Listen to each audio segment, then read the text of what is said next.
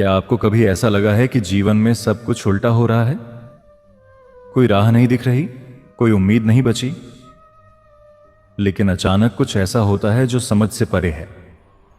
आप सोचते हैं क्या यह कोई संयोग था? नहीं, यह संयोग नहीं, यह संकेत होता है, ईश्वर का संकेत। जब आपके जीवन में अच्छे दिन आने वाले होते हैं तो भगवान पहले कुछ चुपचाप इशारे करते हैं, और अगर आपने वह संकेत पहचान लिए तो समझ लीजिए कि आपकी जिंदगी हमेशा के लिए बदलने वाली है।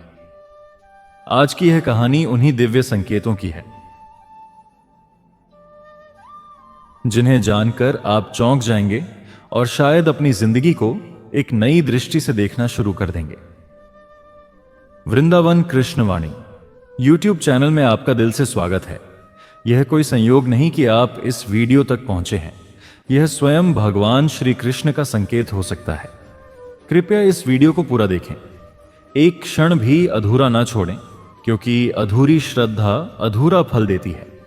अगर आप इस कथा को बीच में छोड़ देंगे तो संभव है कि भगवान यह समझ लें कि आप उन्हें समय देने के लिए तैयार नहीं हैं, और जब हम ईश्वर के लिए समय नहीं निकालते तो कई बार वे भी हमारी पुकार को प्रतीक्षा पर रख देते हैं। तो पूरे प्रेम, पूरे भाव और संपूर्ण विश्वास के साथ इस दिव्य संदेश से अंत तक जुड़े रहिए।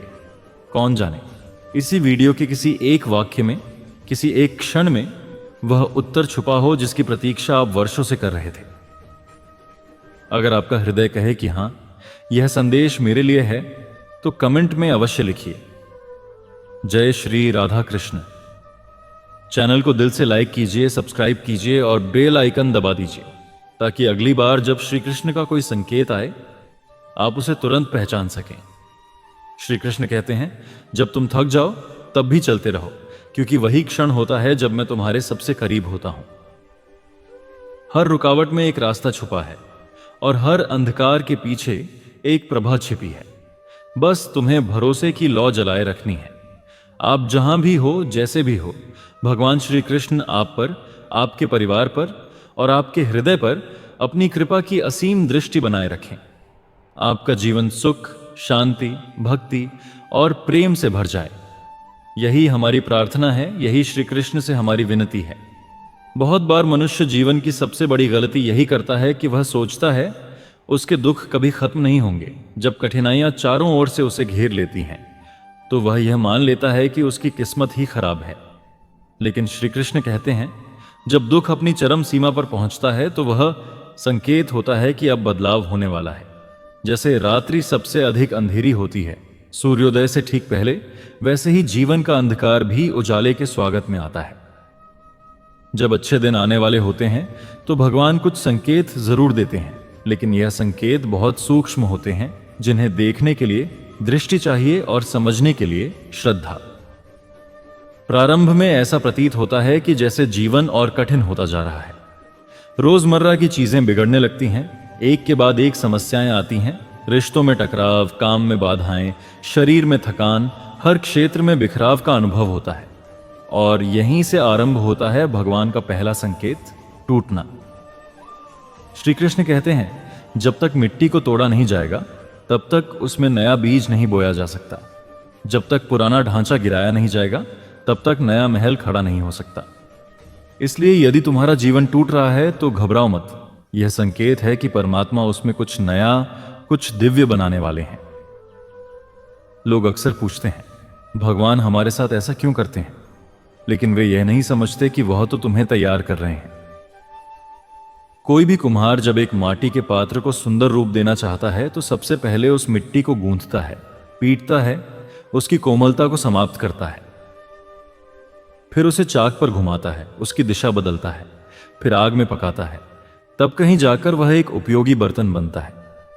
ऐसे ही जीवन का चाक जब तेजी से घूमता है, जब हर ओर से पीड़ा आती है, तब समझो कि अच्छे दिन अब पास हैं। दूसरा संकेत जो भगवान देते हैं वह है अकेलापन।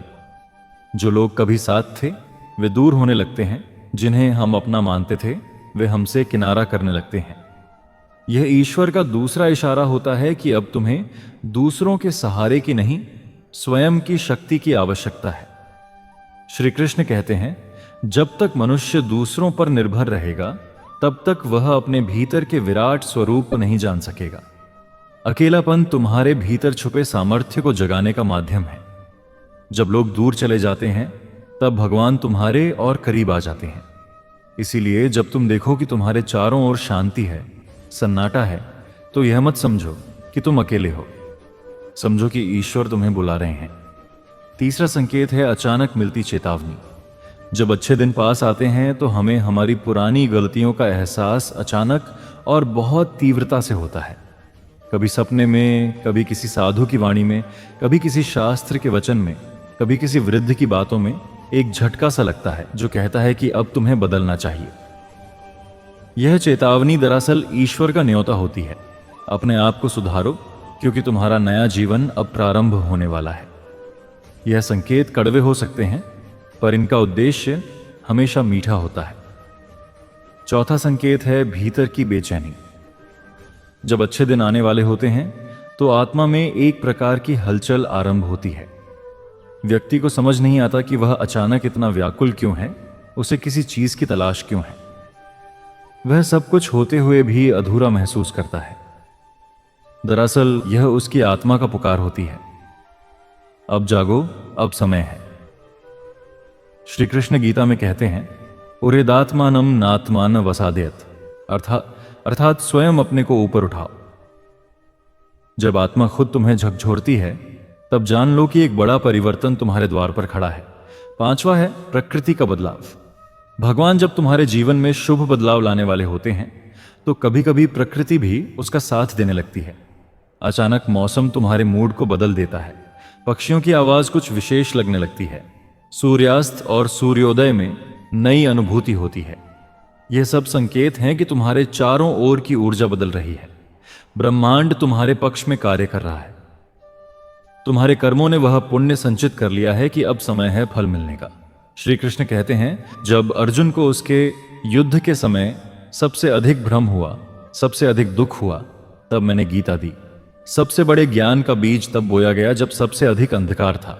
इसलिए जो लोग यह समझते हैं कि अभी तो सब उल्टा चल रहा है, उनके लिए यह सबसे बड़ी आशा की बात है। अब तुम तैयार हो। जो आत्मा सबसे अधिक भटकी है वही आत्मा सबसे अधिक जागृत होती है। जो व्यक्ति सबसे अधिक गिरता है वही सबसे ऊंचा उड़ने के लिए जन्मा होता है। लेकिन इन संकेतों को पहचानने के लिए तुम्हें दो चीजों की आवश्यकता है, श्रद्धा और धैर्य। बिना श्रद्धा के तुम इन्हें समझ नहीं सकते और बिना धैर्य के तुम इनसे पार नहीं पा सकते। बहुत बार भगवान संकेत दे चुके होते हैं, लेकिन हम अपनी चिंता और निराशा में इतना खो जाते हैं कि उन्हें देख ही नहीं पाते। जीवन तुम्हें बार बार पुकारता है लेकिन तुम अपने दुखों की दीवार में कैद हो जाते हो।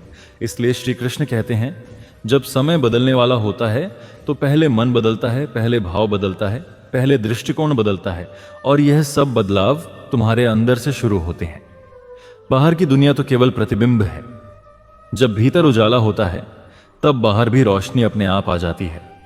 अंत में जब अच्छे दिन आने वाले होते हैं तो एक और गहरा संकेत मिलता है, प्रेरणा का जन्म। अचानक कोई बात तुम्हारे मन को छू जाती है, कोई विचार तुम्हें भीतर से झकझोरता है। किसी ग्रंथ का श्लोक, किसी भजन की पंक्ति, किसी साधु की दृष्टि, यह सब तुम में वह शक्ति उत्पन्न करते हैं जो वर्षों से सोई हुई थी। और तब तुम एक नए जीवन की ओर बढ़ते हो, वह जीवन जो तुम्हारा सच्चा स्वरूप है। वह दिन जब तुम रोशनी बनते हो, न केवल अपने लिए बल्कि औरों के लिए भी। जब जीवन की दिशा अनिश्चित हो, जब चारों ओर धुंध ही धुंध हो, जब हर मार्ग पर असफलता की आंधी हो, और तब भी यदि भीतर कहीं यह एहसास रह जाए कि मैं टूटा नहीं हूं, तो समझ लीजिए कि श्री कृष्ण का अदृश्य स्पर्श तुम्हारे जीवन में उतर चुका है। यह वही समय होता है जब अच्छे दिन आने से पहले भगवान अपने सबसे रहस्यमय संकेत देना आरंभ करते हैं। कई बार मनुष्य अपने जीवन की सबसे बड़ी समस्याओं को श्राप समझ बैठता है, लेकिन कृष्ण जानते हैं कि जो तुम पर बीत रहा है वह भविष्य के सुंदरतम अध्याय की भूमिका है। एक बीज के लिए मिट्टी के नीचे दबना, अंधेरे में रहना, टूटना और गलना यदि पीड़ा है, तो उसी में फूल बनने की तैयारी भी छिपी है। अब हम एक ऐसे समय की बात करेंगे जब एक सामान्य मानव को जिसने कभी ईश्वर से सीधे बात नहीं की, ना तो कोई चमत्कार देखा और ना ही कोई दिव्य शक्ति जानी, उसे एक एक कर वह संकेत मिलने लगे जो उसके जीवन को पूर्ण रूप से परिवर्तित करने वाले थे। वृंदावन के समीप एक गांव था, नटेश्वर। वहां एक निर्धन किंतु अत्यंत सजग हृदय का युवक रहता था। नाम था मनहर। मनहर ने अपने जीवन में बचपन से ही संघर्ष देखा था। पिता एक साधारण गाय चराने वाले थे और माता मंदिर में फूल चढ़ाने का कार्य करती थी। परिवार में कोई विशेष धार्मिकता नहीं थी, लेकिन मनहर के भीतर एक चुपचाप भावना पलती रही कि कोई शक्ति है जो उसे देख रही है। एक दिन जब वर्षा बहुत तेज हो रही थी और घर की छत टपक रही थी, मनहर ने अपने कोने में बैठकर कहा, हे प्रभु, क्या आप मेरे लिए कुछ भी नहीं कर सकते? उसके इस मासूम प्रश्न ने आकाश में एक लहर सी उठा दी। उसी रात उसने एक स्वप्न देखा। श्री कृष्ण ध्यान में बैठे हैं, कुछ नहीं बोलते, केवल उसकी ओर देख रहे हैं।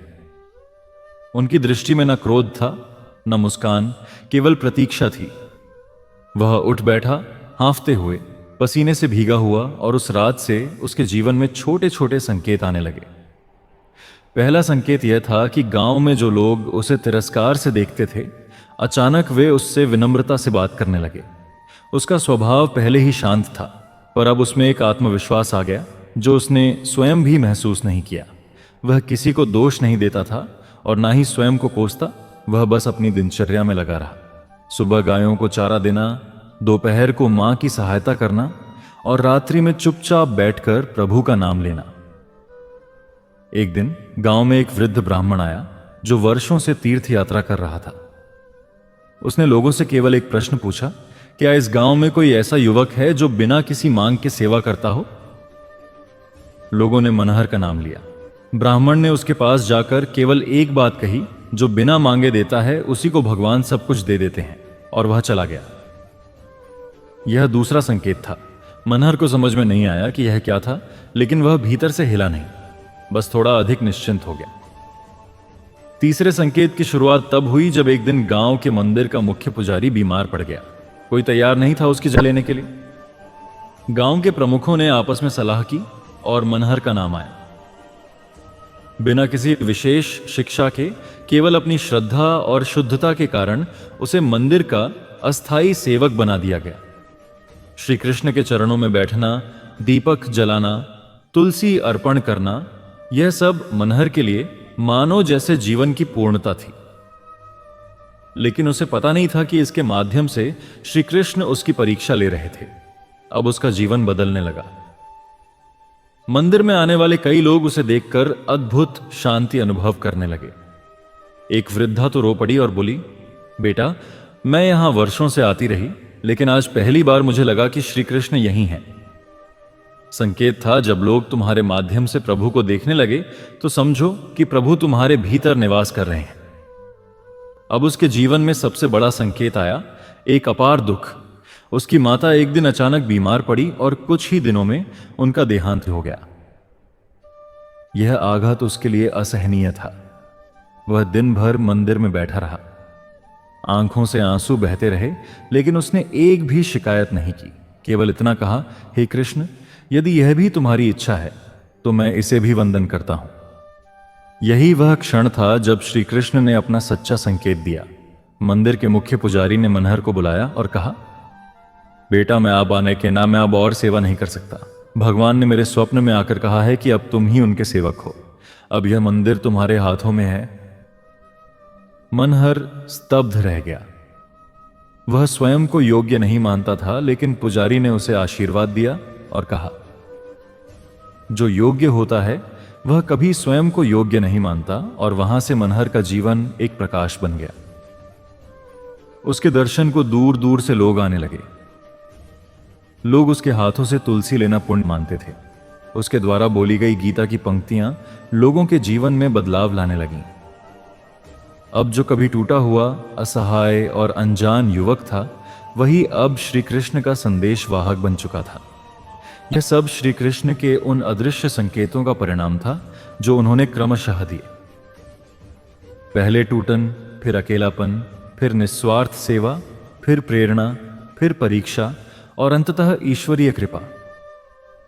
जब भी तुम्हारे जीवन में एक के बाद एक घटनाएं घटें, जब तुम्हें लगे कि सब कुछ अजीब हो रहा है, तब रुक कर देखो, सोचो, शायद वह श्री कृष्ण ही है जो तुम्हें छू कर जा रहे हैं। उनकी शैली कभी प्रत्यक्ष नहीं होती, वह चुपचाप तुम्हारा मार्ग बदल देते हैं, तुम्हारे भीतर की शक्ति को जगाते हैं और तुम्हें तुम्हारे ही असली स्वरूप से परिचित करा देते हैं। इस भाग का सार यही है, जब तुम्हारे जीवन में बदलाव शुरू हो और तुम देखो कि तुम पहले जैसे नहीं रहे, तो घबराओ मत। श्री कृष्ण तुम्हारे भीतर उतर चुके हैं। अब जो होगा वह तुम्हारे लिए नहीं, उनके लिए होगा। और जो भी कार्य भगवान के लिए होता है, उसमें असफलता की कोई संभावना नहीं। जब जीवन की धारा सामान्य हो और फिर अचानक उसमें ऐसे मोड़ आ जाए जो तर्क से परे हो, तो समझ लेना चाहिए कि अब प्रभु ने तुम्हारे भाग्य में हस्तक्षेप करना आरंभ कर दिया है। ऐसे चमत्कार जिन्हें विज्ञान और बुद्धि समझ नहीं पाते, वे संकेत हैं कि अच्छे दिन अब दूर नहीं हैं, क्योंकि जब ईश्वर स्वयं तुम्हारी कहानी में उतरते हैं, तो पहले वह उसे उलझाते हैं, फिर उसका ताना बाना ऐसे बुनते हैं कि अंत में जो होता है वह दिव्य होता है। चलो एक ऐसे व्यक्ति की कहानी से आरंभ करें जो कभी नहीं मानता था कि भगवान चमत्कार करते हैं। उसका नाम था विपुल। विपुल एक पढ़ा लिखा, अत्यंत यथार्थवादी युवक था, जो अपने जीवन में कर्म को ही सब कुछ मानता था। उसके लिए ईश्वर केवल एक धारणा थे, एक मनोवैज्ञानिक सहारा, और पूजा नहीं करता था। ना मंदिर जाता था, ना प्रवचन सुनता था। वह कहता था, जो होगा मैं करूंगा, भगवान को बीच में लाने की कोई जरूरत नहीं है। लेकिन जीवन कब किसे क्या सिखा दे, यह कोई नहीं जानता। विपुल ने अपने पूरे परिवार के लिए सपने देखे थे। अपने पिता के लिए अच्छी देखभाल, मां के लिए एक सुंदर घर, बहन की शादी और खुद का एक व्यवसाय। लेकिन जैसे जैसे समय बढ़ता गया, विपुल की मेहनत के बावजूद उसे कुछ नहीं मिला। हर बार उसकी कोशिशों में अंतिम क्षण पर बाधा आ जाती। उसने 3 बार व्यवसाय शुरू किया, तीनों बार घाटा हुआ। 5 नौकरियों में गया, हर बार या तो बॉस बदल गया या कंपनी बंद हो गई। विपुल टूटने लगा। अब उसका मन ही नहीं, उसका विश्वास भी डगमगाने लगा। एक दिन वह अपने गांव लौटा, जहां बचपन में वह श्री कृष्ण के मंदिर के पास खेला करता था। वहां मंदिर अब खंडहर हो गया था। पुजारी वृद्ध हो चुके थे और मंदिर वीरान पड़ा था। उस रात विपुल मंदिर के प्रांगण में बैठ गया और पहली बार भगवान से बात की। उसने कहा, अगर आप सच में हो तो अब कुछ करके दिखाओ, नहीं तो मैं मान लूंगा कि आप केवल कहानियों में हैं। यह न चुनौती थी, न प्रार्थना, यह एक थके हुए मन की अंतिम पुकार थी। अगले ही दिन मंदिर में एक वृद्ध महिला आई, जो वर्षों पहले गांव छोड़कर तीर्थ करने चली गई थी। वह आई और पुजारी से कहा, मैंने सपने में कृष्ण को देखा।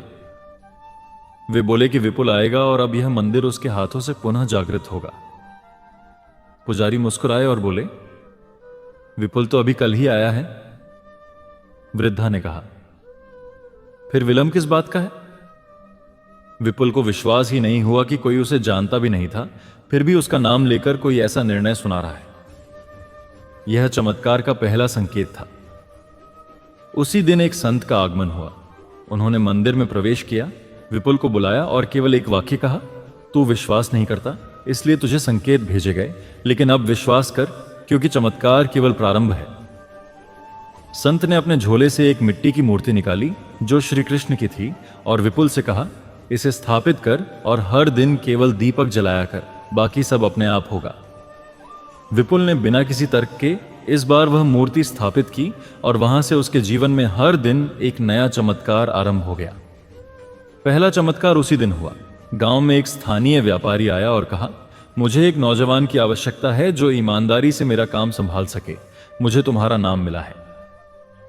विपुल ने कार्य स्वीकार किया। पहले सप्ताह में ही जो मुनाफा हुआ वह उससे पहले की उसकी 3 कोशिशों से अधिक था। दूसरा चमत्कार उसकी बहन की शादी, जो वर्षों से रुकी हुई थी, अचानक प्रस्ताव आया और वह भी एक अच्छे घर से।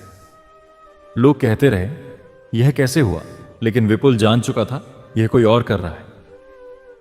तीसरा चमत्कार वह मंदिर जिसे कोई देखने नहीं आता था, अब वहां रोज लोग आने लगे। कोई कहता, रात को स्वप्न में कृष्ण ने बुलाया। कोई कहता, अंदर आने से जैसे मन शांत हो गया। विपुल हर दिन बस दीपक जलाता और मूर्ति के सामने बैठा रहता। उसके मन में अब कोई प्रश्न नहीं बचा था, केवल समर्पण था। श्री कृष्ण जब जीवन में चमत्कार भेजते हैं तो वह केवल हमारी परिस्थिति को नहीं बदलते, वह हमारी सोच को बदलते हैं। विपुल अब वह व्यक्ति नहीं रहा था जो कभी कहता था भगवान नहीं होते। अब वह कहता था भगवान हर जगह है, बस हम देख नहीं पाते। यह जीवन की वह गहराई है जहां संकेत केवल भावना नहीं रह जाते, वे दृश्य बन जाते हैं। श्री कृष्ण जब किसी भक्त को अपने आने वाले अच्छे समय की झलक देना चाहते हैं तो पहले उसके अहंकार को तोड़ते हैं, फिर उसकी आत्मा को खोलते हैं और फिर उसमें चमत्कारों की वर्षा करते हैं। इन चमत्कारों को पहचानने के लिए बाहरी आंखों की नहीं बल्कि अंतर्दृष्टि की आवश्यकता होती है, और यह अंतर्दृष्टि तब आती है जब हम प्रश्न करना बंद करके स्वीकार करना शुरू करते हैं। हर मनुष्य के जीवन में एक ऐसा क्षण आता है जब लगता है कि अब कुछ नहीं बचा, और वहीं से शुरू होता है नया जीवन। वहां से भगवान अपनी पहली सीढ़ी उतारते हैं। यदि वह सीढ़ी पकड़ ली जाए तो उस पर चलकर भक्त स्वर्ग नहीं बल्कि सत्य तक पहुंचता है। इस भाग्य का सार यही है, जब अच्छे दिन आने वाले होते हैं तो ईश्वर केवल भीतर नहीं बाहर भी संकेत भेजते हैं। वो स्वप्नों में आते हैं, अनजान लोगों की वाणी में बोलते हैं, अचानक घटनाओं को बदलते हैं और कभी कभी पूरे संसार की दिशा को मोड़ते हैं, केवल तुम्हारे जीवन को संवारने के लिए। जब कोई अपने जीवन की घटनाओं पर ध्यान देता है तो वह देखता है कि कुछ समय ऐसा होता है जब कुछ भी नहीं होता, शांति, ठहराव, प्रतीक्षा। लेकिन फिर एक ऐसा समय आता है जब अचानक सब कुछ तेजी से बदलने लगता है। कुछ लोग दूर हो जाते हैं, कुछ नए लोग आ जाते हैं, पुरानी आदतें छूटने लगती हैं और हर ओर हलचल होने लगती है। उस समय सामान्य मनुष्य घबरा जाता है, लेकिन जो श्री कृष्ण को जानता है वह समझ जाता है यह संकेत है कि अब अच्छे दिन बस आने ही वाले हैं। यह वही समय होता है जब श्री कृष्ण समय की गति बढ़ा देते हैं, क्योंकि जब अच्छे दिन आते हैं तो केवल बाहरी संसार ही नहीं भीतर की चेतना भी बदलने लगती है। इस भाग में हम उस अद्भुत युक्ति को समझने का प्रयास करेंगे जिससे श्री कृष्ण अपने भक्त के जीवन की दिशा को बदलते हैं, धीरे नहीं बल्कि बहुत तेज गति से। कहानी का प्रारंभ होता है प्रणव नाम के एक युवक से जो एक पहाड़ी क्षेत्र में रहता था। वह एक साधारण शिक्षक था, अपने गांव के छोटे से विद्यालय में बच्चों को पढ़ाता था। उसका जीवन नियमित था, सुबह उठना, पूजा करना, स्कूल जाना, शाम को घर लौटना, फिर माता पिता के साथ भोजन कर चुपचाप सो जाना। प्रणव का एक सपना था, वह एक दिन एक बड़ा लेखक बनना चाहता था। एक ऐसा लेखक जिसके शब्दों में लोगों को ईश्वर का स्पर्श मिले। उसने कई बार प्रयास किया, कविताएं लिखीं, कहानियां लिखीं, परंतु कभी किसी प्रकाशक ने उसे गंभीरता से नहीं लिया। धीरे धीरे उसका विश्वास डगमगाने लगा, लेकिन एक चीज वह कभी नहीं भूला, अपने कमरे में रखी श्री कृष्ण की वह तस्वीर जिसे वह हर दिन प्रणाम करता था और कहता, मुझे कुछ बड़ा नहीं चाहिए, बस मेरी लेखनी से किसी के आंसू पहुंच जाए। वर्षों तक कुछ नहीं हुआ, फिर एक दिन सब कुछ बदलने लगा, बहुत तेजी से। एक सुबह जब वह विद्यालय पहुंचा तो देखा कि विद्यालय का प्रबंधक आकर कह रहा है, सरकार इस स्कूल को बंद करने जा रही है। बच्चों की संख्या कम हो रही है और हमें अन्य विद्यालयों में उन्हें स्थानांतरित करना होगा। यह खबर सुनकर वह चौंक गया। जिस जीवन में स्थिरता थी वह अचानक डगमगाने लगा। उसी दिन जब वो घर लौटा तो एक संपादक का ईमेल मिला, आपकी एक पुरानी कहानी जो कभी आपने भेजी थी अब हमें मिली है, क्या आप इसे प्रकाशित करने की अनुमति देंगे? यह वह कहानी थी जिसे प्रणव ने 3 वर्ष पहले भेजा था और भूल चुका था। प्रणव भीतर से कांप गया, यह संयोग नहीं हो सकता। एक ओर नौकरी जा रही है और दूसरी ओर लेखनी का द्वार खुल रहा है। वह समझ नहीं पा रहा था क्या यह अच्छा है या बुरा। तीसरे दिन एक महिला आई जो एक प्रसिद्ध आध्यात्मिक संस्था की कार्यकर्ता थी। उसने प्रणव से कहा, हम आपके लेखन से बहुत प्रभावित हैं, क्या आप हमारे साथ यात्रा पर चल सकते हैं? हमें एक ऐसा लेखक चाहिए जो हिमालय के संतों की कहानियां लिख सके। अब तक 3 घटनाएं घट चुकी थीं, नौकरी का अंत, लेखन का प्रारंभ और आध्यात्मिक बुलावा, और ये तीनों घटनाएं केवल 3 दिनों में घटी थीं। प्रणव अब श्री कृष्ण की तस्वीर के सामने बैठ गया और चुपचाप बोला, क्या यह तुम्हारे संकेत हैं प्रभु? और उस रात उसे स्वप्न आया। श्री कृष्ण एक कमल पर बैठे हैं, मुस्कुरा रहे हैं और कहते हैं, जब अच्छे दिन आने वाले होते हैं तो पहले पुराने ढांचे तोड़े जाते हैं, समय की गति तेज कर दी जाती है ताकि तुम उस मार्ग पर जल्दी पहुंच सको जहां मैं तुम्हारा इंतजार कर रहा हूं। प्रणव की आंखें नम हो गईं, वह समझ चुका था यह बदलाव कोई सजा नहीं बल्कि श्री कृष्ण का संकेत है कि अब समय आ गया है। वह महिला के साथ चल पड़ा हिमालय की यात्रा पर। वहां संतों के साथ रहकर उन्होंने जो सत्य कहानियां बताई उन्हें प्रणव ने शब्दों में पिरोया। उसकी कहानियां अब आध्यात्मिक पत्रिकाओं में प्रकाशित होने लगीं। लोग उसकी लेखनी से जुड़ने लगे। हर कहानी में प्रभु के संकेत, कर्मों की गहराई और भक्ति की मधुरता होती। एक वर्ष में ही प्रणव एक प्रसिद्ध लेखक बन गया, लेकिन ना अहंकार आया ना दिखावा। वह आज भी श्री कृष्ण की उसी तस्वीर के सामने बैठकर कहता, मैं कुछ नहीं, केवल कलम हूं, स्याही तो तुम हो प्रभु। जब समय तेज दौड़ने लगे, जब हर ओर बदलाव आने लगे, तो वार का नृत्य मनुष्य को घबराना नहीं चाहिए। वह समय प्रभु के आने की घोषणा है। जैसे तूफान से पहले समुद्र चुप हो जाता है, वैसे ही अच्छे समय से पहले जीवन हिल जाता है। श्री कृष्ण जब तुम्हारे भीतर का बदलाव चाहते हैं तो बाहर की दुनिया को हिला देते हैं ताकि तुम भीतर की ओर ध्यान दो। उनका संकेत यही है, तू वहीं रुका ना रह जाए जहां तू था, क्योंकि मैंने तेरे लिए आगे कुछ बहुत सुंदर रखा है। यह गति तुम्हें उड़ान के लिए तैयार करती है। यह परिवर्तन तुम्हें स्वयं से मिलाने आता है। इस भाग्य का सार यह है, जब अच्छे दिन पास होते हैं तो ईश्वर समय की चाल को तेज कर देते हैं। तब सब कुछ अस्थिर लगता है। पुराने रिश्ते टूटते हैं, नई भूमिकाएं आती हैं, जीवन की गति तेज हो जाती है ताकि तुम प्रभु के पास जल्दी पहुंच सको। मनुष्य की चेतना सीमित हो सकती है, पर उसकी आत्मा अनंत से जुड़ी होती है। और जब अच्छा समय आने वाला होता है तो सबसे पहले वह आत्मा ही संकेत प्राप्त करती है।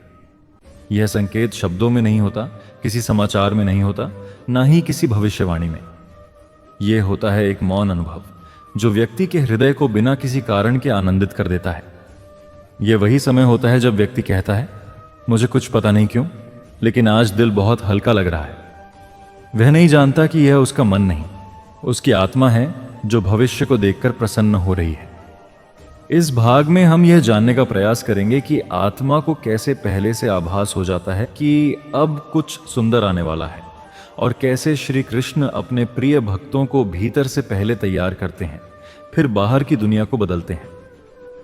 इस कथा की नायिका है नैना। नैना एक सामान्य लड़की थी, ना अधिक पढ़ी लिखी, ना अधिक तत्वाकांक्षी, लेकिन एक चीज थी जो उसे विशेष बनाती थी, उसका सादा, शांत और ईश्वरमय मन। नैना का जीवन बचपन से ही संघर्षों से भरा था। पिता का जल्दी निधन हो गया था, मां सिलाई करके घर चलाती थी, और नैना ने भी छोटी उम्र से ही काम करना शुरू कर दिया था।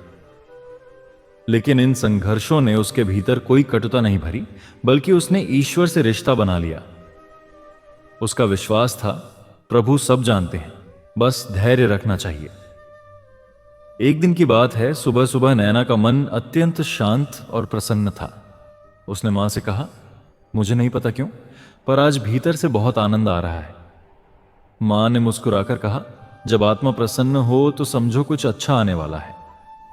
वास्तव में नैना की आत्मा पहले से जान चुकी थी कि जीवन में अब एक नया अध्याय शुरू होने वाला है, और यही वह संकेत है जो प्रभु पहले अपने सच्चे भक्तों को देते हैं। नैना उस दिन मंदिर गई। वहां उसकी मुलाकात एक वृद्ध महिला से हुई, जिन्होंने कहा, बेटी, मुझे नहीं पता क्यों, और तुम्हारा चेहरा देखकर लगता है जैसे प्रभु ने तुम्हें किसी कार्य के लिए चुना है। नैना ने सिर झुका लिया। अगले दिन उसे एक फोन आया। एक स्थानीय एनजीओ ने उसे एक छोटी सी लाइब्रेरी में सहायक की नौकरी दी। वहां उसका कार्य था छोटे बच्चों को किताबें पढ़ाना, उन्हें कहानी सुनाना। नैना को पढ़ने पढ़ाने में पहले से ही रुचि थी, और यह नौकरी मानो उसके लिए ही बनी थी। वहां उसने कुछ कहानियां खुद लिखना शुरू किया। ईश्वर, करुणा, मां, बेटी के संबंध, आत्मा और प्रेम पर। उन कहानियों को पढ़कर बच्चे मंत्रमुग्ध हो जाते। 3 महीने में ही संस्था के एक पदाधिकारी ने उसकी कहानियां पढ़कर एक लेखक से साझा की, और फिर जो हुआ वह नैना ने कभी कल्पना में भी नहीं किया था। एक बड़े प्रकाशन संस्थान से प्रस्ताव आया, हम आपकी कहानियां प्रकाशित करना चाहते हैं, क्या आप तैयार हैं?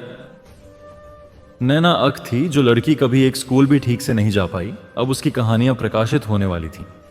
फिर एक दिन जब वह श्री कृष्ण के मंदिर में बैठी थी तो उसके सामने एक स्वप्न आया जिसमें श्री कृष्ण कह रहे थे, मैंने सुना था तेरी पुकार, जब तू चुपचाप बर्तन मांजती थी और फिर भी मुझे याद करती थी। आज तेरा समय आ गया है। नैना रो पड़ी। वह जान गई, यह जो आनंद भीतर पहले से आ रहा था, यही वो वही आत्मिक संकेत था जिसे भगवान भेजते हैं। जब अच्छा समय आने वाला होता है तो भगवान पहले आत्मा को स्पर्श करते हैं ताकि मन तैयार हो जाए, और जब समय बदल जाए तो भक्त अचरज में ना पड़ जाए। नैना की कहानियां अब पूरे देश में पढ़ी जाती हैं। वह कहीं नहीं जाती, ना मंचों पर, ना टीवी पर। वह आज भी उसी छोटे मंदिर के कोने में बैठकर श्री कृष्ण से कहती हैं, हे प्रभु, आप जो बिना कहे सब कहते हो, मैं वही सुनती रहूं, क्योंकि अच्छे दिन केवल पैसे, प्रसिद्धि और सुविधा नहीं लाते, वे आत्मा की पूर्णता लाते हैं। जब मनुष्य भीतर से जान जाता है कि मैं अब उस समय में हूं जहां प्रभु का हाथ मेरे सिर पर है, तब वहीं उसका सबसे बड़ा दिन होता है। इस भाग का सार यही है, जब अच्छे दिन आने वाले होते हैं तो सबसे पहले आत्मा संकेत प्राप्त करती है। व्यक्ति को अचानक लगने लगता है कि भीतर कुछ बदल रहा है। वह भावुक हो जाता है, प्रसन्न हो जाता है, या कई बार बिना कारण के रोने लगता है। यह रोना दुख का नहीं होता, बल्कि प्रभु के स्पर्श का होता है। श्री कृष्ण जब किसी को अच्छे समय की ओर ले जाते हैं तो पहले उसके हृदय में श्रद्धा और सुकून की एक बूंद टपकाते हैं, और वही बूंद धीरे धीरे सागर बन जाती है। जब मनुष्य का जीवन अच्छे दिनों की ओर अग्रसर होता है तो सबसे पहले एक अद्भुत प्रक्रिया शुरू होती है। पुराने कर्म धीरे धीरे समाप्त होने लगते हैं। वे कर्म जो वर्षों से बोझ बने हुए थे, जो जीवन में रुकावट बनकर खड़े थे, जिनके कारण मन भारी, संकल्प कमजोर और जीवन अटका हुआ था, वे एक एक करके विलीन होने लगते हैं। यह कोई चमत्कार नहीं, यह प्रभु की वह लीला होती है जहां वह कहते हैं, अब समय आ गया है कि मेरा भक्त उड़ान भरे और उसके पंखों से कोई पुरानी गिरह न जुड़ी रहे। इस लीला को समझने के लिए हम चलेंगे राघव की जीवन यात्रा की ओर। एक ऐसा युवक जो कर्मों के बोझ से दबा, घर में जन्मा, माता पिता भक्त थे, पर परिवार की आर्थिक स्थिति बहुत खराब थी। पढ़ाई में वह होशियार था, पर हर बार कोई ना कोई ऐसी बाधा आ जाती कि उसका भविष्य रुक जाता। एक बार जब उसका कॉलेज में दाखिला तय हो चुका था, तभी पिता की तबीयत बिगड़ गई। पढ़ाई छोड़कर उसे काम करना पड़ा। दूसरी बार जब उसने व्यापार शुरू किया, उसी महीने उसकी दुकान में चोरी हो गई। तीसरी बार जब नौकरी लगी तो कंपनी 3 महीनों में बंद हो गई। राघव सोचता, क्या मेरे भाग्य में कुछ भी अच्छा नहीं? पर उसके मन में एक विश्वास था, श्री कृष्ण सब देख रहे हैं। वह रोज एक मंदिर जाता, चुपचाप घंटों बैठा रहता। एक दिन उसने पुजारी से पूछा, क्या भगवान मुझे भूल गए हैं? पुजारी मुस्कुराए और बोले, भगवान कभी किसी को नहीं भूलते, वे सिर्फ तुम्हारे रास्ते से बाधाएं हटा रहे हैं। राघव ने वह बात तो सुन ली, पर समझ नहीं पाया, और फिर कुछ ही महीनों में जो हुआ उसने राघव के जीवन को बदल दिया। एक सुबह राघव मंदिर में बैठा था। वह अब किसी भी उम्मीद से खाली हो चुका था। ना कोई योजना थी, ना कोई शिकायत, बस एक मौन समर्पण था। उसी समय एक वृद्ध व्यक्ति मंदिर आया और पास आकर बैठ गया। उन्होंने राघव से पूछा, तुम बहुत शांत हो, क्या करते हो? राघव ने कहा, कुछ नहीं, जीवन में बहुत बार प्रयास किया पर सब अधूरा रह गया। वृद्ध ने उसकी आंखों में देखा और बोले, क्या तुम मेरे साथ चल सकते हो?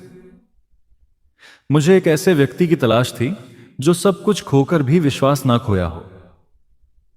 राघव चौंका, पर उनकी आंखों की शांति देखकर बोला, हां, चल सकता हूं। वृद्ध व्यक्ति एक बड़े आध्यात्मिक आश्रम के निर्देशक थे और उन्हें एक ऐसा युवक चाहिए था जो सेवा भाव से काम कर सके। उन्होंने राघव को अपने साथ रखा, उसे आश्रम के कामों में लगाया, उसे संतों के सत्संग में बैठने दिया। 6 महीने में ही राघव का जीवन बदल गया। उसका चेहरा पहले से शांत, उसकी वाणी मधुर, उसकी दृष्टि में गहराई आ गई। फिर एक दिन आश्रम में एक आयोजन था, एक महान संत का प्रवचन, जिसमें हजारों लोग आए थे।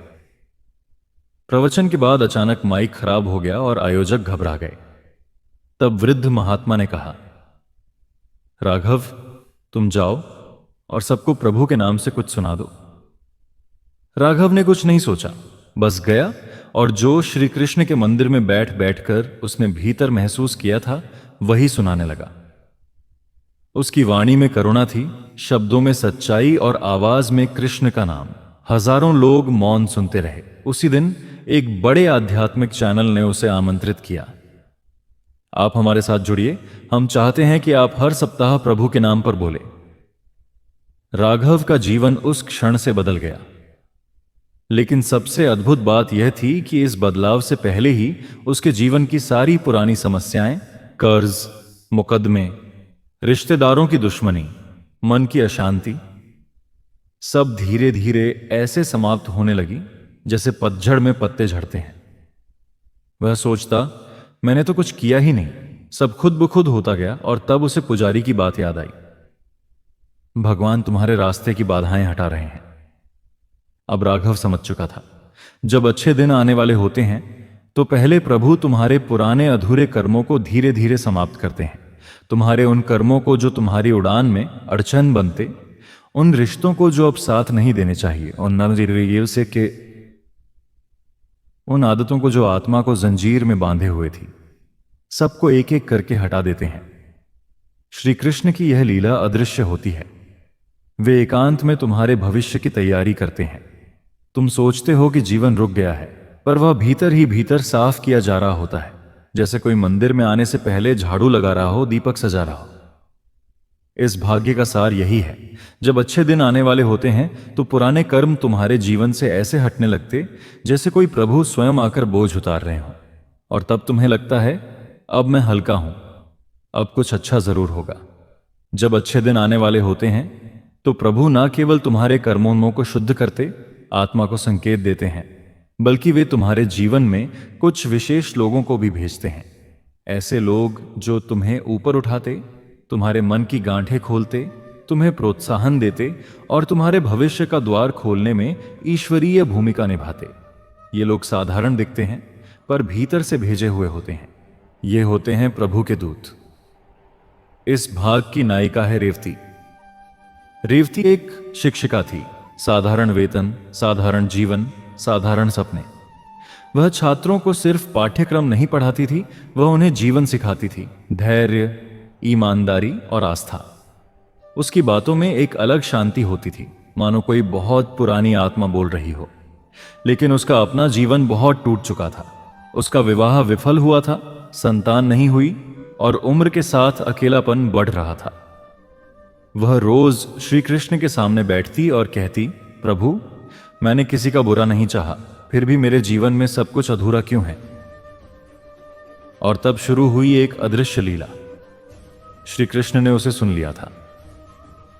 रेवती को स्कूल से एक दिन निर्देश मिला कि उसे पास के एक ग्रामीण स्कूल में 1 महीने की विशेष कार्यशाला के लिए भेजा जा रहा है। वह पहले तो संकोच में थी, नया स्थान, नए लोग और एकांत। लेकिन उसने श्री कृष्ण की मूर्ति की ओर देखा और कहा, जो आपकी इच्छा। गांव का स्कूल बहुत साधारण था। छत टपकती थी, बच्चे नंगे पांव आते थे और पढ़ने की कोई पक्की आदत नहीं थी। लेकिन वहां के बच्चे रेवती को देखकर कुछ अलग अनुभव करते थे। वह उन्हें सिर्फ पाठ नहीं पढ़ाती थी, वह उनके हृदय को छू लेती थी। एक दिन एक छोटी सी बच्ची आई, नाम था गुड़िया। वह गूंगी थी, लेकिन उसकी आंखें बोलती थीं। रेवती ने देखा कि गुड़िया क्लास में सबसे पहले आती थी और सबसे बाद में जाती थी। वह शब्दों से नहीं, मुस्कान और स्पर्श से सीखती थी। रेवती ने धीरे धीरे गुड़िया के साथ इशारों की एक भाषा बना ली, सिर्फ दोनों समझते। गीता के श्लोकों को इशारों में बदलकर सिखाने लगी। स्कूल के बाकी बच्चों को भी यह नई भाषा रोचक लगने लगी और अब पूरा स्कूल गुड़िया के साथ चलने लगा। उसी महीने स्कूल में एक शिक्षा विभाग का उच्चाधिकारी निरीक्षण के लिए आया। उसने देखा कि एक साधारण गांव की स्कूल में एक शिक्षिका ने गूंगी बच्ची के लिए इशारों की श्री कृष्ण केंद्रित शिक्षा विधि विकसित की है और सारे बच्चे उसमें रुचि ले रहे हैं। उन्होंने रेवती से पूछा, क्या आप इस पद्धति को राष्ट्रीय स्तर पर प्रस्तुत करना चाहेंगी? रेवती हतप्रभ रह गई और तब कुछ ही समय में रेवती की उस पद्धति पर एक डॉक्यूमेंट्री बनी। उसे राज्य स्तर पर सम्मान मिला और सबसे अद्भुत बात यह थी कि गुड़िया को एक विशेष स्कूल में छात्रवृत्ति के साथ प्रवेश मिला, जहां बोलने और सुनने में असक्षम बच्चों को विशेष शिक्षा दी जाती थी। रेवती ने श्री कृष्ण की मूर्ति के सामने खड़े होकर बस इतना कहा, हे नंदलाल, मुझे नहीं पता था कि मेरी अकेलापन की रातों को आप इतना उजाला देंगे। और एक दिन उसके स्वप्न में श्री कृष्ण आए। उन्होंने कहा, मैं जानता हूं कि इसे अब किसके जीवन में भेजना है। तुम अकेली नहीं थी, मैं ही तुम्हारे रूप में तुम्हारे पास था। प्रभु का संकेत यही है, जब जीवन में अच्छे दिन आने वाले होते हैं तो ईश्वर ऐसे लोगों को तुम्हारे पास भेजते या तुम्हें किसी के पास भेजते हैं ताकि तुम्हारे जीवन की दिशा बदले। वे कोई बड़े नाम नहीं होते, लेकिन उनके साथ तुम्हारा संपर्क ईश्वरीय होता है। कभी वे तुम्हारे शिक्षक बनते, कभी छात्र, कभी कोई अजनबी जो बस एक शब्द कहकर चला जाता, पर वह शब्द तुम्हारा जीवन बदल देता है। कभी वे मित्र बनते जो तुम्हें टूटने नहीं देता, और कभी जैसे रेवती के जीवन में गुड़िया, एक मासूम बच्ची जो प्रभु का जीवंत संदेश बनकर आई। प्रभु जानते हैं कि जीवन का सबसे बड़ा उपहार केवल धन, पद या प्रशंसा नहीं है, बल्कि वह मनुष्य है जो तुम्हें तुम्हारे श्रेष्ठ स्वरूप से मिलवाता है। जब अच्छे दिन पास होते हैं तो प्रभु तुम्हें सही लोगों से मिलवाते हैं, तुम्हारा मार्गदर्शन करते हैं। दूसरों के माध्यम से वे रिश्ते अचानक बनते हैं, लेकिन उनमें गहराई होती है, और यदि तुम्हारा हृदय सतर्क है तो तुम पहचान जाओगे, यह व्यक्ति कोई साधारण आत्मा नहीं, यह मेरे लिए प्रभु का एक उत्तर है। जब अच्छे दिन आने वाले होते हैं तो सबसे पहले जो परिवर्तन भीतर होता है वह होता है सोच का परिवर्तन। यह परिवर्तन बाहर से नहीं लाया जाता, यह भीतर से प्रस्फुटित होता है। जैसे अंधेरे में अचानक दिया जल जाए, जैसे सूखे वृक्ष में हरियाली लौट आए, वैसे ही मनुष्य की सोच में धीरे धीरे नकारात्मकता का स्थान छोड़कर सकारात्मक आशा का अंकुरण होता है। यह संकेत है कि प्रभु तुम्हारे भीतर प्रवेश कर चुके हैं। इस चरण की कथा है नैना की, एक युवती जो मानसिक संघर्षों से जूझ रही थी, लेकिन जिसे प्रभु ने चुपचाप बदला। नैना एक सॉफ्टवेयर इंजीनियर थी, पर अवसाद की शिकार थी। हर चीज में नकारात्मकता देखने की आदत हो गई थी। कोई तारीफ करे तो उसे संदेह होता कि कोई स्वार्थ होगा, कोई साथ दे तो लगता कि यह साथ भी जल्द छूटेगा। अपने भविष्य को लेकर वह हमेशा चिंतित रहती, क्या मैं जीवन में कभी खुश रह पाऊंगी? वह अपने कमरे में अकेले बैठकर अक्सर पूछती, हे कृष्ण, क्या तुम्हारे पास मेरे लिए कोई उत्तर है? एक दिन अचानक उसने बालकनी से देखा, सामने एक वृद्ध महिला तुलसी के पास खड़ी थी और कुछ बड़बड़ा रही थी। नैना ने पहली बार ध्यान से देखा। उनकी आंखों में चमक थी, पर चेहरा साधारण था। वह नीचे गई और पूछा, आप क्या कर रही थी? वृद्धा मुस्कुराई और बोली, तुलसी माँ को बताती हूं कि अब बस कुछ ही समय की बात है, मेरे जीवन में उजाला आने वाला है, इसलिए मैं हर सुबह कहती हूं, हे श्री कृष्ण, आज वो दिन हो सकता है जहां सब बदल जाए। नैना चौंकी, इतनी उम्र में इतनी आशा? उसने पूछा, आपको कैसे पता कि अच्छा समय आएगा? वृद्धा ने कहा, जब मेरे भीतर शब्दों की जगह आशाएं जन्म लेने लगीं, जब मुझे शिकायत करने की बजाय प्रतीक्षा करने का मन होने लगा, तब समझ गई प्रभु मेरे भीतर काम कर रहे हैं। वह शब्द नैना को अंदर तक छू गए और उसी दिन से उसने तय किया, अब मैं हर सुबह यही कहूंगी, हे कृष्ण, हो सकता है आज वह दिन हो। उसके विचार धीरे धीरे बदलने लगे। पहले जो नकारात्मकता उसकी सुबह का हिस्सा थी, वह अब विचार नहीं बनती थी। वह अब हर परिस्थिति को देखने लगी एक संकेत के रूप में कि शायद यह भी श्री कृष्ण की कोई व्यवस्था हो। एक सप्ताह बाद ही उसके जीवन में छोटे छोटे परिवर्तन होने लगे। जिस प्रोजेक्ट में वह पिछड़ रही थी, उसमें सहकर्मी ने अनायास सहायता की। ऑफिस में जिसे वह क्रोधित और कटु स्वभाव का मानती थी, वह व्यक्ति एक दिन उसके स्वास्थ्य की चिंता करते हुए चाय लेकर आया। धीरे धीरे नैना को समझ आने लगा, समस्या नहीं बदली, मैं बदल गई हूं और प्रभु मेरी सोच के माध्यम से मेरे लिए राह बना रहे हैं। कुछ सप्ताह में उसने अनुभव किया कि अब वह कम भयभीत है, ज्यादा शांत है और हर परिस्थिति में एक दिव्य उद्देश्य ढूंढने लगी। एक दिन स्वप्न में श्री कृष्ण ने कहा, मनुष्य का जीवन तब नहीं बदलता जब परिस्थिति बदलती है, वह तब बदलता है जब उसकी दृष्टि बदलती है। और जब मैं तुम्हारे मन में नकारात्मकता से सकारात्मकता का दीप जलाता हूं, तब समझ लो अब तुम्हारे जीवन में रोशनी आने वाली है।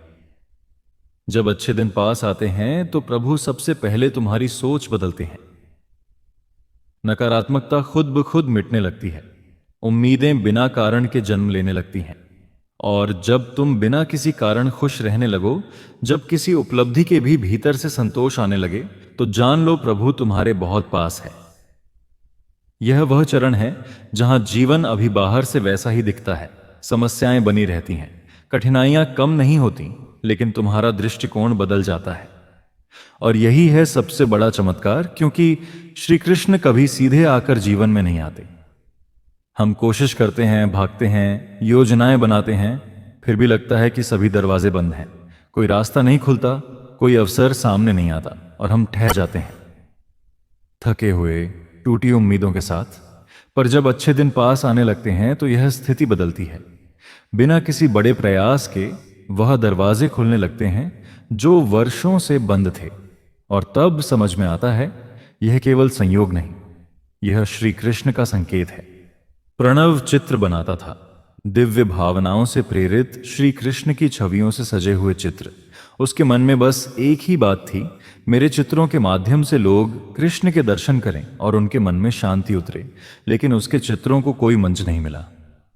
वह गली गली घूमता, प्रदर्शनियों में आवेदन करता, लेकिन हर बार जवाब एक ही मिलता, आपका काम अच्छा है लेकिन बाजार में बिकाऊ नहीं है।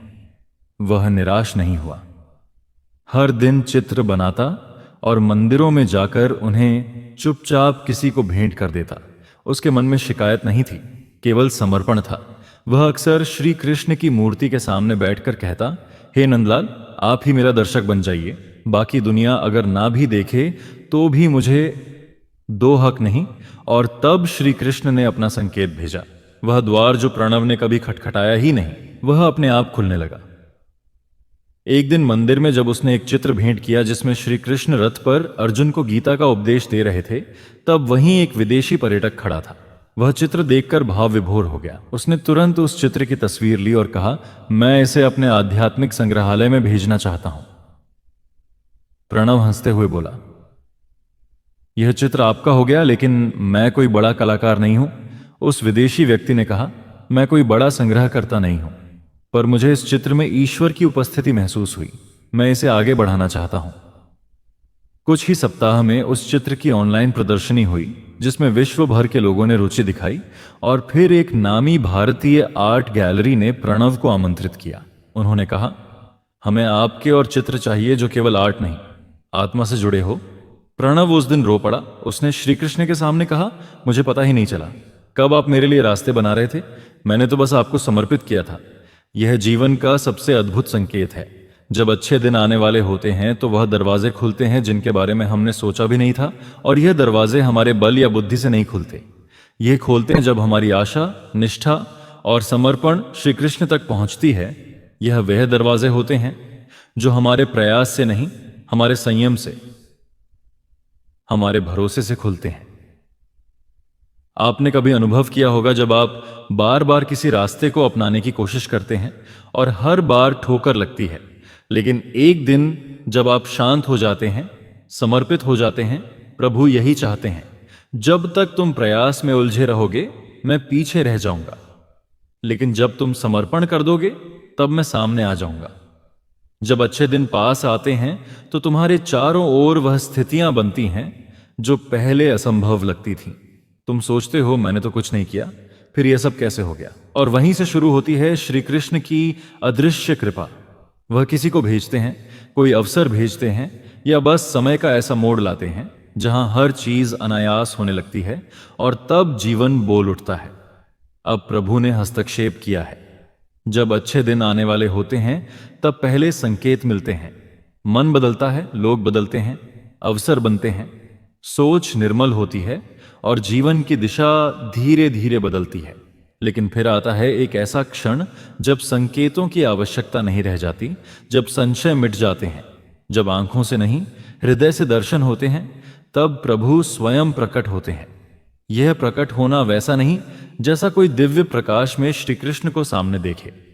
यह प्रकट होना होता है उस क्षण का जब भीतर एक दिव्य स्पर्श होता है।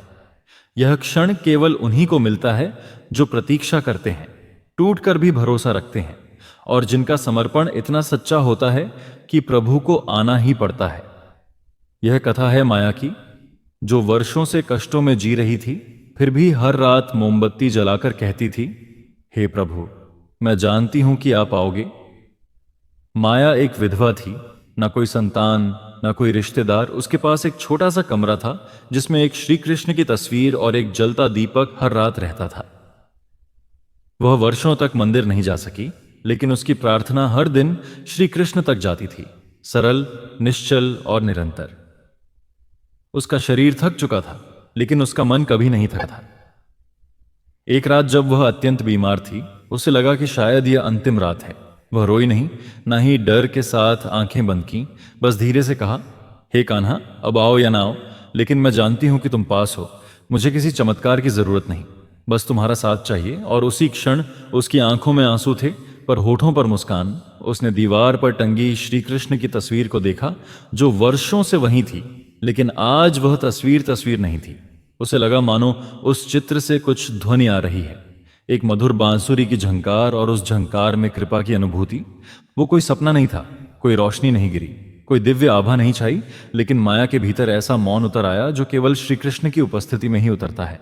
उसे पता चल गया, अब मैं अकेली नहीं हूं, अब श्री कृष्ण स्वयं मेरे भीतर हैं। उस दिन के बाद उसकी बीमारी धीरे धीरे ठीक होने लगी। उसके आसपास के लोग कहते, माया अम्मा में नई ऊर्जा आ गई है, लेकिन वह किसी को कुछ नहीं बताती थी, सिर्फ चुपचाप हर दिन श्री कृष्ण की तस्वीर के सामने बैठती और मुस्कुराती। एक दिन एक लड़की उसके पास आई और बोली, अम्मा, आपके घर में बहुत शांति है। मेरी नहीं, कान्हा की है। वो यहां है, बस दिखते नहीं। यही है वह चरण जब अच्छे दिन सिर पर होते हैं, जब प्रभु स्वयं आकर हृदय में ठहर जाते हैं। तब न कोई डर रहता है, न कोई लालच, न कोई अपेक्षा, बस विश्वास और अनुभव रह जाते हैं। जब प्रभु स्वयं जीवन में प्रकट होते हैं तो कई बार दुनिया को पता भी नहीं चलता, लेकिन जिसने अनुभव किया उसका अंतर्मन जानता है कि अब वह अकेला नहीं है, अब उसकी नई खुद श्री कृष्ण चला रहे हैं। यह कहानी केवल कहता नहीं, सिखाती है।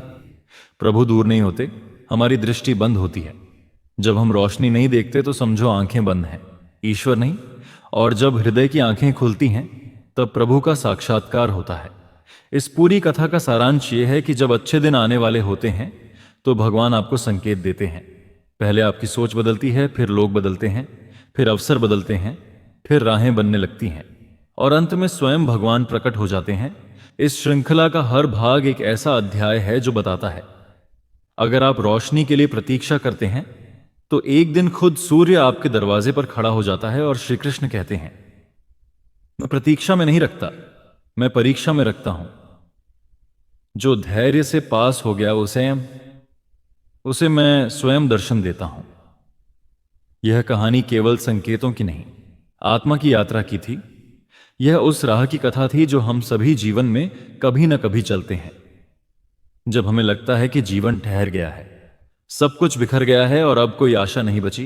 पर उसी अंधकार में भगवान धीरे से प्रवेश करते हैं, चुपचाप, किसी शोर के बिना, लेकिन इतने प्रभावशाली ढंग से कि जीवन की पूरी दिशा बदल जाती है।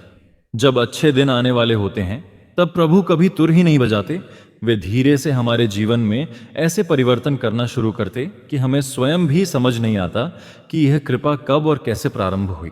प्रारंभ में वह हमारे हृदय की सोच बदलते हैं, हमारी नकारात्मकता को चुपचाप काटकर उसमें सकारात्मकता की एक नन्ही किरण भरते हैं। जब कोई मनुष्य बिना कारण मुस्कुराना शुरू कर दे, जब बिना किसी उपलब्धि के भीतर शांति महसूस हो, तो समझ लीजिए कि प्रभु ने संकेत देना शुरू कर दिया है।